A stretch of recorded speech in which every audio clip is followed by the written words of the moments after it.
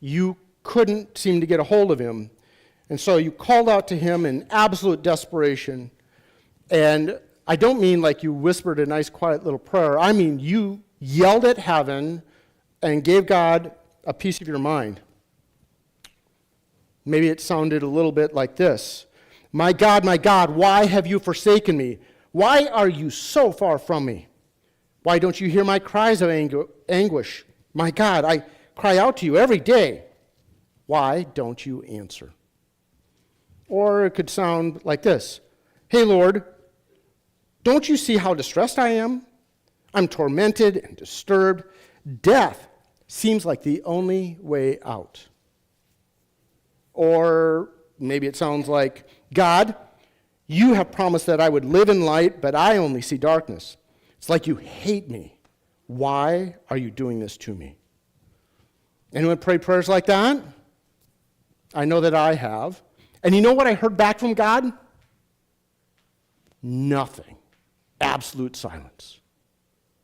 And my thought was like, God, like, where are you hiding? And why are you behind the scenes? And so there's this big question that rolls around in our brain, like, where is God when it hurts? Is it that he goes on vacation, or does he just ignore us and shut us out? And so we think to ourselves, okay, so if God loves me, why doesn't he answer? So if you've had questions like that, we're going to talk about that. We're in a 5-week series, and we're looking for God behind the scenes, and we're doing that in the book of Esther. And so we want to better understand why we can't see him, why we can't feel him in those times. And you can grab your Bible and find the book of Esther. We're going to start right at the beginning of the story. And while you do, I'm going to warn you that this message series is going to feel a little different, and there's a couple reasons for that. First of all, the book of Esther is one long continuous story. Typically, what we find in the Bible is that the Bible writers are able to take a story, they reduce it down to a few sentences, maybe even a few paragraphs, and then they move on to the next story. So it's really easy to just kind of divvy it up and take it a little piece at a time and talk about it in depth. But Esther is this long flowing story, which makes it a little bit different to deal with. In fact, it's 10 chapters long, and if we're going to cover it in 5 weeks, we're talking about like 2 chapters per week on average. So that's going to be a little different. And then the second part that's going to make it a little bit different is we are going to adopt some of the Jewish traditions around the book of Esther, because they have a whole festival planned every year that celebrates the book of Esther and what happens, and they call it Purim. Purim is this festival where Esther is the hero, and that festival, I guess I would kind of compare it to our 4th of July, except they don't use fireworks and hot dogs and apple pie. They celebrate by putting on costumes, eating at feasts, and drinking wine. Okay, so before reading Esther's story, I want to just go a little bit more into the Purim festival so you get a vibe for what this looks like. It's a 2-day festival in the spring. During that festival, they read the story of Esther twice, once on Thursday, once on Friday. On Thursday, they do it after sunset, and on Friday, they do it during the day. Along with that, the families oftentimes send gifts of food to each other, and if you want to celebrate Purim, and you don't have anyone to send food to, you can send it to me. That's fine. And then they also send donations or gifts, oftentimes of food, to people who are in need. And again, if you don't have anyone to send to, send it to me. But and then here's the really interesting thing. The celebration climaxes with a big feast on Friday afternoon. And every time that they read Mordecai's name in the story, everybody cheers and toasts Mordecai. The thing is that Mordecai's name comes up really frequently. And so everybody is pretty toasty by the time the whole thing is done. The other thing that I really wanted to kind of get a perspective on is they all wear costumes, like our Halloween. All kinds of different costumes that they put on. And the concept is that Esther hid herself, her nationality, from the king's court until that key moment. And so it's kind of a celebration of Esther hiding who she was until that one key moment. All right. Now, I thought it's good for me to explain this, but it's even better for you to get a vibe for what it looks like in Israel at Purim. And so I found this news report that we're going to play for you that just kind of gives you a quick summary of what Purim looks like in Israel. So if we could hit that now. We are not celebrating Halloween. My name is India, and we are going to celebrate the Jewish holiday of Purim here in Israel. Purim is a Jewish holiday that commemorates the saving of the Jewish people from an evil man named Haman. You see, thousands of years ago, Haman had a plan to try and kill all of the Jews. But his plan failed. And now, this is how we celebrate today. Right now, we are in Israel. And because most of the population here is Jewish, Purim is a big deal here. Purim happens every year around the end of winter and beginning of spring. In Israel, if you walk down the streets just before Purim, you will see so many costume stores. One of the biggest Purim traditions is to dress up. This is because the famous Queen Esther, who helped save the Jewish people in the Purim story, had to hide the fact that she was Jewish. Today, some of the most popular costumes people wear are biblical characters like Abraham. Israelis love to go out to the streets and party in their costumes. Entire streets become filled. And do you remember that evil man named Haman? Well, there is a special way to remember his defeat. With these. Yes, these here are cookies, and they are called hamantashen. But in Israel, they say oznei Haman. This means the ears of Haman in Hebrew. They are triangles because they represent the ears of the evil Haman. Inside of the cookie is usually filled with jelly or chocolate. One other really important tradition of Purim is to actually read the Purim story, which can be found in the book of Esther, known as the Megillah. For thousands of years, Jews have been celebrating Purim. Purim is a celebration of victory over evil.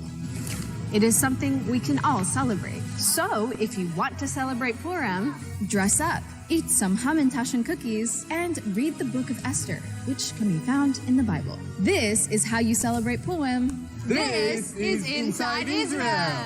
Thanks for watching, and I'll see you next time. Okay, so that gives you kind of a bit of perspective of how they celebrate Purim. And we are going to pick up a few of the traditions as we go along and kind of include them in what we're doing on Sunday mornings.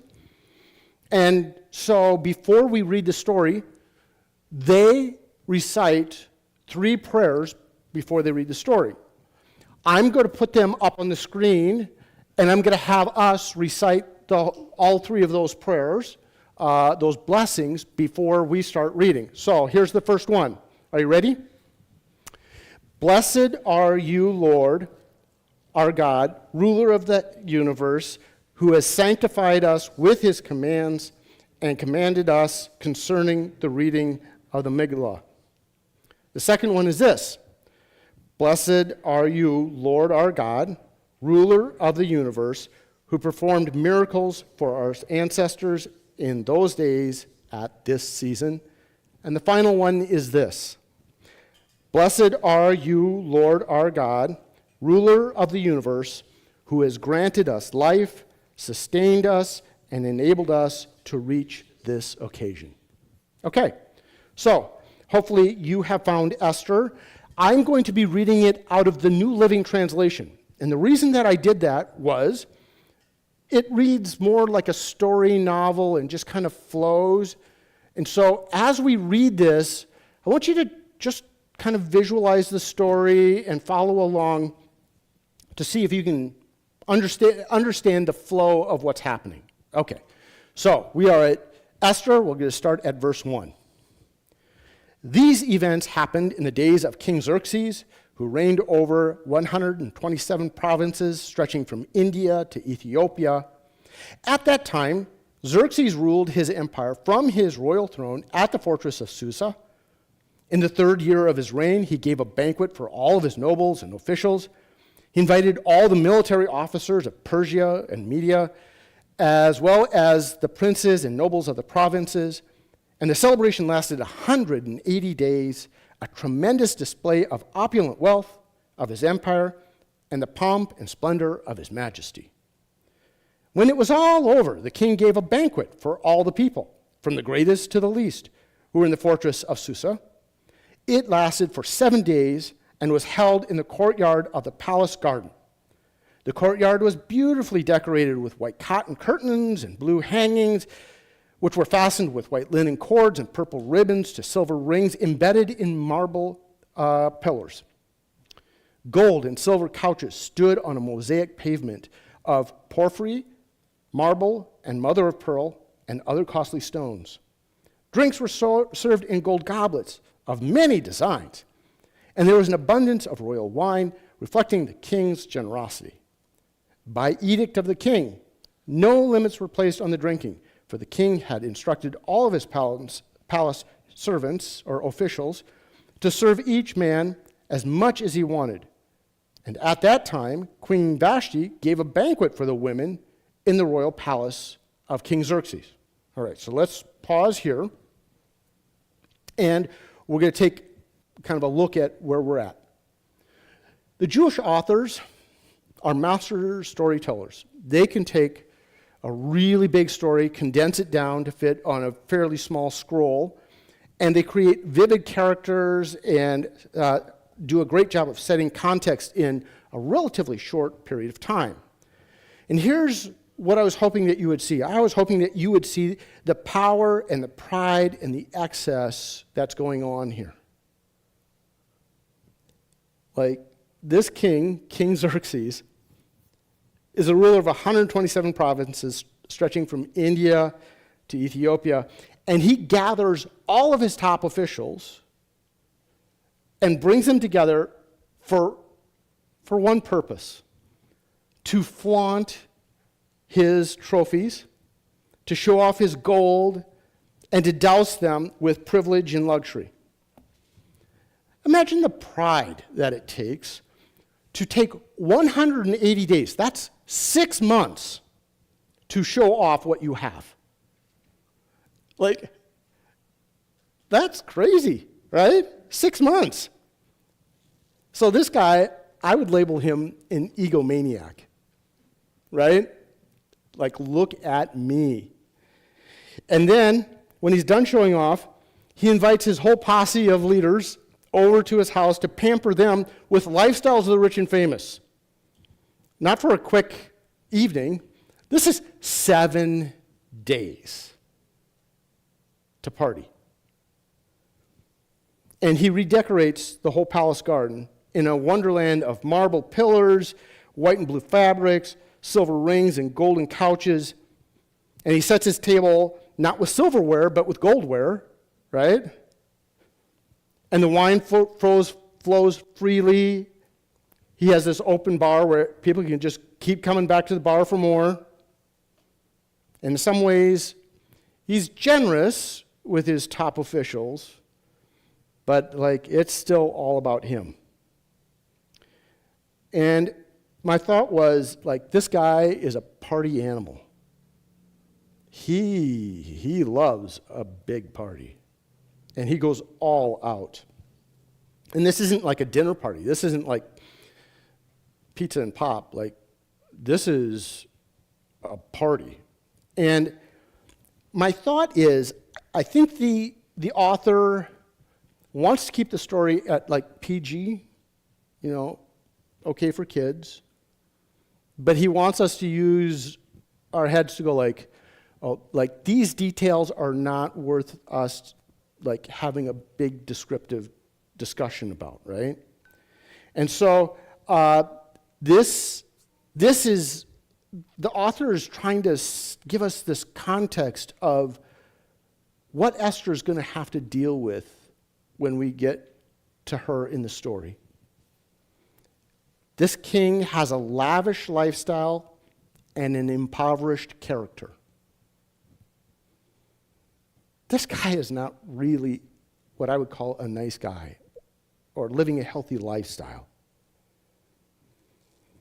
So this information is important for us to kind of get a feel for so that we're understanding what is all going to happen here. And these are the characters that Esther is going to encounter. And this is the culture that she's going to be immersed in. And so this is going to get complicated for her. Imagine trying to navigate this kind of culture and do it in a healthy way. So, while the guys are on their 7-day binge, the king has arranged Queen Vashti to host a separate event for the ladies. So now look at what happens next there, starting at verse 10. On the 7th day of the feast, when King Xerxes was in high spirits because of the wine, he told the 7 eunuchs who attended him, Mehuman, Biztha, Harbona, Bigtha, Abagatha, and Zethar, and Carcas, to bring Queen Vashti to him with the royal crown on her head. He wanted the nobles and all the other men to gaze on her beauty, for she was a very beautiful woman. Okay, now, here's something that we're going to notice as we go through the story. It seems like at every big feast, there is a plot twist. It's like something significant happens to the story that makes it interesting. So I'll just keep that in your head for the future. And so after 7 days of partying, the king is feeling pretty spirited, and he makes a spontaneous alcohol-induced decision. He is going to show off his greatest treasure. He's going to show off his wife. And so he sends 7 eunuchs to go retrieve her. By the way, her name is Vashti, which literally means beautiful woman. So this is Queen Beautiful Woman, right? And the king didn't just invite her to the party. He demands that she show up. And he doesn't have her come because he wants to honor her. He invites her to honor himself, right? And so this is where I want to talk about this, and yet I was thinking to myself, I really have no right to talk about this because I'm a guy, so I have a guy's perspective. And so women, I'm going to just apologize for attempting to try to describe your position or the problems that you face. But here's what can happen. Society can measure women by their beauty. And so women can feel a high level of pressure to put on the makeup and look pretty, and then there's this other problem. Sometimes society views pretty women as a thing to have instead of a person to treasure. And so there's this constant conundrum that they face. If they want to be taken seriously, they kind of almost have to dress down, but then they're less valuable. And so there's this tension that they face of, like, how do I want to present myself? And I think us guys have to be really careful about that because our society has us think in this way where there's this tension of, you know, like have women all dress up and be pretty, but then don't take them seriously. And that's a real conundrum for women. Did I get that right at all? No? Maybe. Because I think that's the conundrum that Esther faces and that Queen Vashti faces. She's beautiful, and then this king shows her off like this trophy, but not because he wants all these guys to say, oh, she's a beautiful woman that should be cherished. No, she's just something to be seen. And so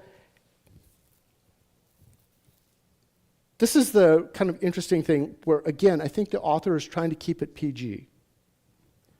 Did you notice that the king was very specific about what she was to wear? And there was only one thing he listed. And the reason that he wanted her to show up was to what? Show off her beauty. I think the author's trying to be PG here. I think he invites her to wear her crown. And let's see how she reacts to that. Esther 1, verse 12. But when they conveyed the king's order to Queen Vashti, she refused to come. Oh, what a shock. She doesn't want to attend the guy's party as the only woman, right? And on top of that, they're probably a drunken mob by now. And the author indicates that she doesn't just turn him down, she flat out refuses to show up, right? And who could blame her? Guess who blames her? The second half of verse 12. This made the king furious, and he burned with anger, and he immediately consulted with his wise advisors who knew all the Persian laws and customs, for he always asked their advice. And the names of these men were Karshina, Shathar, Adamatha, Tarshish, Merez, Marsina, and Memucan, 7 nobles of Persia and Media. They met with the king regularly and held the highest positions in the empire. What must be done to Queen Vashti, the king demanded. What penalty does the law provide for a queen who refuses to obey the king's orders, properly sent through his eunuchs? Memucan answered the king and his nobles, Queen Vashti has wronged not only the king, but every noble and citizen throughout your empire. Women everywhere will begin to despise their husbands when they learn that Queen Vashti has refused to appear before the king. Before this day is out, the wives of all the king's nobles throughout Persia and Media will hear what the queen did and will start treating their husbands the same way. There will be no end to their contempt and anger. So if it please the king, we suggest that you issue a written decree, a law of the Persians and Medes that cannot be revoked. It should order that Queen Vashti should be forever banished from the presence of King Xerxes, and that the king should choose another queen more worthy than she. When his decree was published throughout the king's vast empire, husbands everywhere, wherever their rank, will receive proper respect from their wives. The king and his nobles thought this made good sense, so he followed Memucan's counsel, and he sent letters to all parts of the empire, to each province in its own script and language, proclaiming that every man should be the ruler of his home and should say whatever he pleases. All right, so the king, he sends for the queen, and I kind of picture this. He sends for the queen, and he probably stood up in front of the guys and goes like, hey guys, guess what? I invited my greatest treasure to show up, and I'm going to show her off to you. And when the eunuchs return, they kind of sneak up behind the king and they whisper in his ear, by the way, she refused to come. And now the king is humiliated and intoxicated and infuriated. And he calls an emergency meeting among his top guys and the seven of his wisest advisors. And after 7 days of partying, I doubt whether any of them was at the top of their game. But they come up with this strategic move to save face for the king. Basically, they say, let's just make a law that we ban the queen, and we park her in a room somewhere off on the side, and we just never see her again. And she needs to learn a lesson that she is to be seen and not heard, and just obey orders no matter what. And then they add, let's add to the law that every man is the king of his castle, and he should be able to say whatever he wants, and be respected. I've been married for a long time. These guys are idiots, right? It's when we treat each other with respect that marriages really flourish, and we're connected, and we build each other up. Okay. So now we're going to shift into chapter 2. My guess is it's been a couple of months with this new law where Vashti is banished and guys are king of their castle, and let's see how that all plays out. Chapter 2, starting at verse 1. But after Xerxes' anger had subsided, he began thinking about Vashti and what she had done and the decree he made. And so his personal attendants suggested, let us search the empire to find beautiful young virgins for the king. Let the king appoint agents in each province to bring these beautiful young women into the royal harem at the fortress of Susa. Haggai, the king's eunuch in charge of the harem, will see that they are all given beauty treatments, and after that, the young woman who most pleases the king will be made queen instead of Vashti. And this advice was very appealing to the king, and so he put the plan into effect. All right, so now the king sobers up, both physically and emotionally. And that whole king of the castle thing wasn't quite what everybody thought it would be. And he remembers how angry he was, his ego, the laws that he made. And he remembers how beautiful and wonderful the queen really was. And there's no way to undo it, right? Once it becomes a law, it can't be undone. So then, one of his assistants steps forward with this brilliant idea. Okay, so let's host a beauty pageant for the entire kingdom. And let's call it Susa's Next Top Queen. And let's skip the tryouts, and we'll just send out scouts who find women, and they just bring them in and give them the beauty treatments and teach them a little bit about how to act and be part of this court of women. And we're going to teach them proper manners, and you get to play Bachelor King and choose your favorite candidate as the queen. How about that? And surprise, surprise, the king likes that idea, right? Shocked. Well, this is where we're going to pause the story, kind of on this cliffhanger, and we're going to pick it up again next week. But before we close, I do want to go back and do a little bit of review and a little bit of thinking about this. First of all, we have King Xerxes. He's an egomaniac who loves to party. We have his royal advisors, like this whole group of guys around him.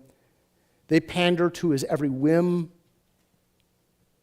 And obviously they have this kind of arrogance of, us guys should be able to say whatever we want, and the ladies don't have any rights. We are the center of the universe. And then we have Queen Vashti. Now, she's a beautiful woman who refuses to be exploited, which is really honorable. She stands up for herself despite serious consequences for her, right? And so in just one chapter, in the first few verses of chapter 2, the author has pulled back the curtain and exposed this entire culture, a culture of ego, of excess, of exploitation, and a place that is run by a bunch of drunkards, really, who are arrogant and selfish. And this is the culture that Esther is going to walk into. Not because she wants to, but just because she's beautiful, and these scouts find her and recruit her and bring her in. It's interesting that Esther's name hasn't come up so far in the story at all. This is just background context. This is just the author setting up the information. And so she's probably just living a very ordinary life right now. She's no one special, except for she carries herself really well, and she has a beauty about her. Now, she's maybe heard the palace gossip of what's going on. I doubt she really cares, because she has no idea that she is going to be a pawn in the power plays at the palace. And so she's probably completely unprepared for the story that she's going to fall into. There's something really odd about this book in the Bible. There are 2 books in the Bible where God is never mentioned, and this is one of them. His name never shows up. It's like he's hidden in the background, and no one seems to notice that he's there. Now, does it mean that he isn't there? No, it doesn't. But the author is intentionally putting God back in the shadows so that we have the reaction of like, wait a minute, where is God in all of this? Like, is he on vacation? Is he silent? Does he play a part in this at all? And he wants us to ask that question so that we begin to think not only about this story, but maybe about our own story. He wants us to ask, God, where are you?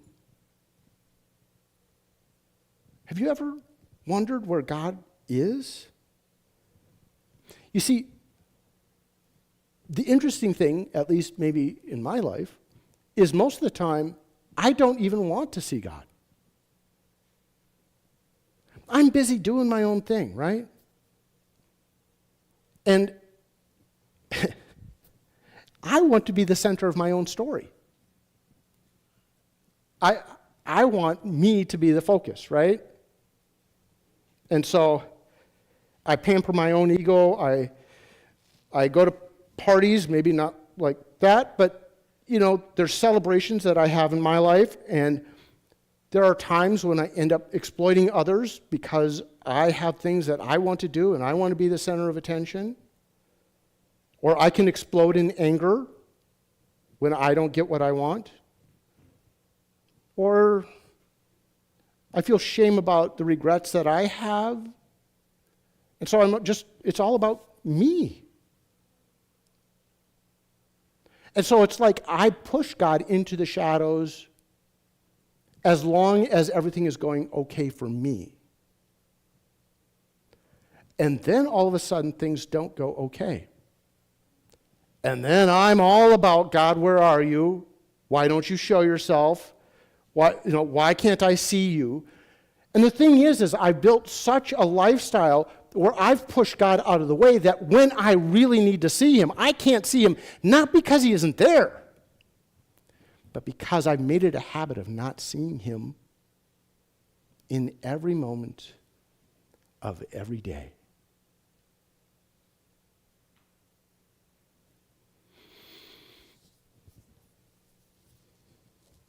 Basically, we walk through life ignoring God. We don't really want to notice God. And so, as we stop here, the question that I want us to wrestle with is, do I notice God behind the scenes? When I'm busy doing my own thing, do I really want to see God when life is going well? Do I want my life to be about him? Do I want my interactions to be about him? Do I want to make choices based on what he wants? Do I want to actually see him every moment of every day? Because if I don't want to see him every moment of every day, then why would I be surprised when I don't see him when life gets difficult?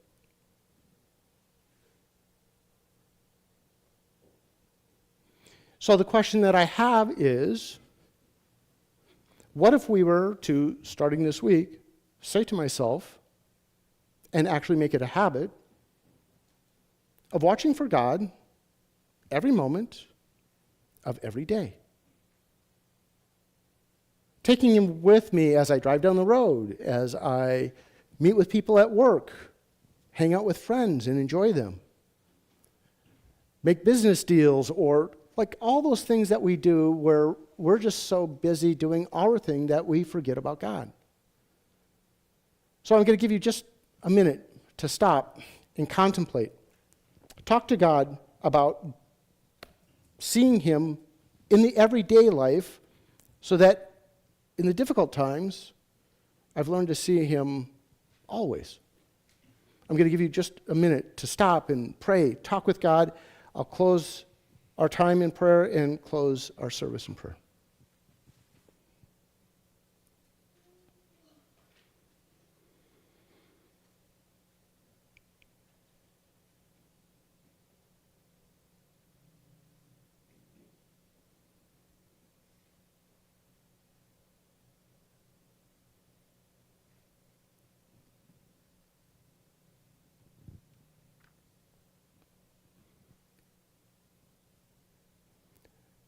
God, there are so many times when we push you into the shadows and just ask you to kind of hide out and wait in the corner until we need you. Forgive us for that attitude. You want to do every moment of life with us, to connect with us, to love us, for us to love you, and to have this life be a relationship, a connection with you. Now we see it. Now we want to build that relationship. Would you continually show yourself in every situation and remind us to take you with us, to see you walking with us, driving with us, doing work with us, playing with us, that we would learn to see you every moment of every day. In Jesus' name. Amen. Thank you for coming. Have a great weekend, and we'll see you again next week.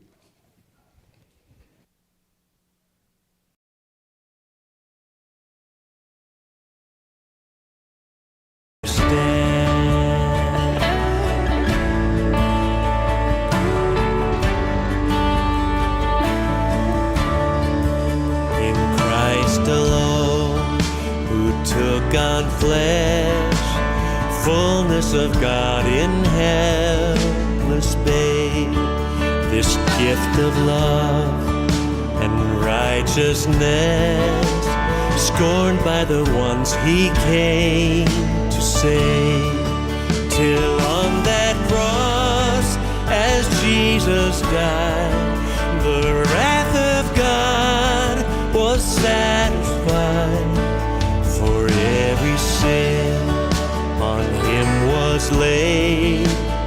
Here in the death of Christ I live.